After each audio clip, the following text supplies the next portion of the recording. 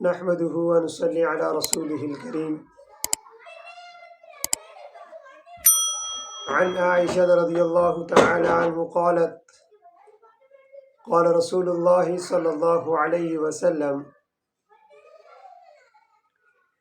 وسلم الماهر بالقرآن مع السفرة الكرام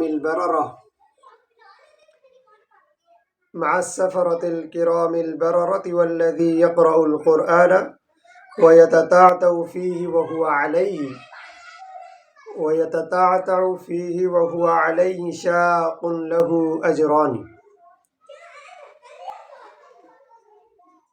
حضرت عائشہ رضی اللہ تعالی عنہ نے حضور اقدس صلی اللہ علیہ وسلم کا یہ ارشاد نقل کیا ہے کہ قرآن کا ماہر ان ملائکہ کے ساتھ ہے جو میر منشی ہے اور نیک کار ہے، اور جو شخص قرآن شریف کو اٹکتا ہوا پڑھتا ہے، یعنی ٹھہر ٹھہر کر رک کر پڑھتا ہے، قرآن کو ٹھہر ٹھہر کر پڑھنے میں مشقت اٹھاتا ہے، اس کے لیے حدیث شریف میں آتا ہے کہ اس کے لیے اللہ پاک نے دوہرا اجر رکھا ہوا ہے. اس لیے اللہ پاک نے قرآن کو سیکھنے کے لیے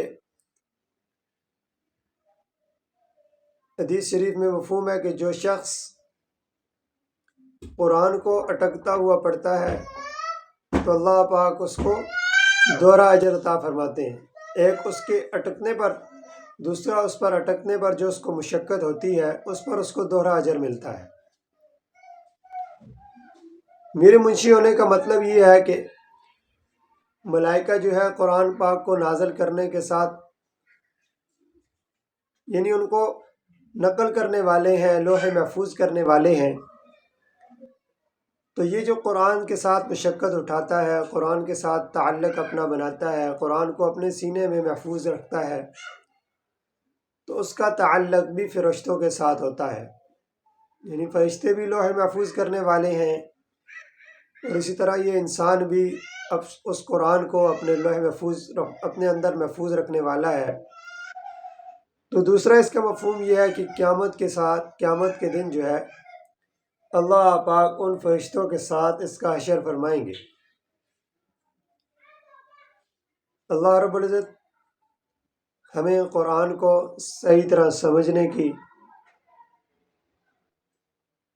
سمجھ کر پڑھنے کی، الفاظ کو درست کر کے پڑھنے کی، تجوید کے ساتھ سیکھنے کی، خود بھی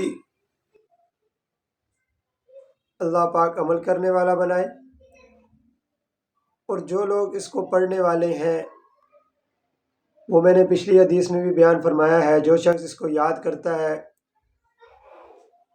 خیرکم من تعلم القرآن وعلمہ، آپ صلی اللہ علیہ وسلم کا فرمان ہے کہ تم میں سے بہترین شخص وہ ہے جو قرآن سیکھے اور سکھائے.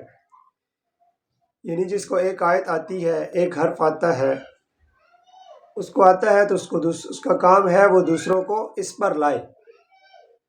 اب جو اس کے کہنے سننے سے اگر کوئی راہ راست پہ آ گیا، کوئی ایک صورت یاد کر لی، کسی نے ایک آیت یاد کر لی، تو ساری زندگی اس پر عمل کرے گا، وہ اس کو بھی مقبول ثواب ملتا رہے گا.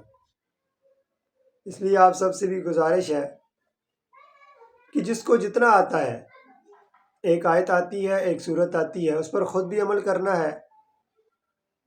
یہ آخری 10 صورتیں ہیں وہ تو ہر ایک کو آتی ہوتی ہیں، خود بھی اس کی تلاوت صحیح طرح کرنی ہے، تجوید کے ساتھ اس کو پڑھنا ہے. اس کو اگر نہیں پڑھنا آتا تو اپنے مسجد کے قاری صاحب کے ساتھ، اپنے حافظ صاحب کے ساتھ، یعنی جہاں تک آپ کی رسائی ہو، آپ اس کو قرآن کو سیکھنے والے بنیں.